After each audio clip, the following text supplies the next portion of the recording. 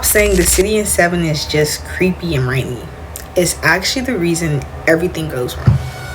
So in Seven, we never even learn the name of the city. It's always raining. Everything looks dirty. People are packed together. It just feels uncomfortable and cramped the entire time. And honestly, when I watched it, that setting really stuck with me.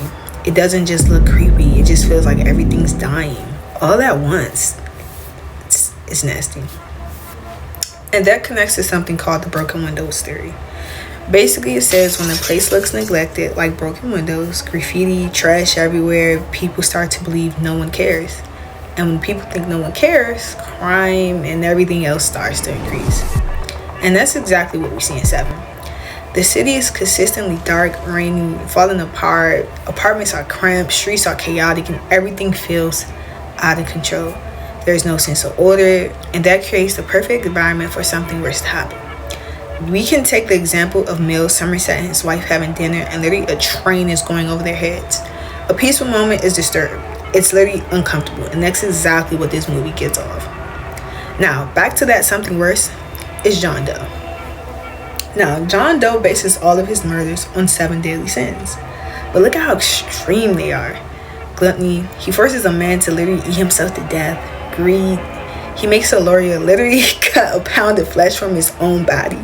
Sloth, a victim is left alive but suffering for a year, completely ignored. Lust and pride, he creates these horrifying, disturbing situations to punish people he sees as immoral. And at the end, envy and wrath. He admits he envies Detective Mills' life and then pushes Mills into wrath, anger, which we see at the end of the film. But here's where it connects back to the broken window theory. John Doe believes society is already broken and that people ignore sin every day. And the city proves it. No one steps in, no one fixes anything. Everything is just allowed to die, as I stated before. You even see it affect the detective. Somerset is tired and ready to give up. Now Mills, who just started off hopeful, ends up losing control completely.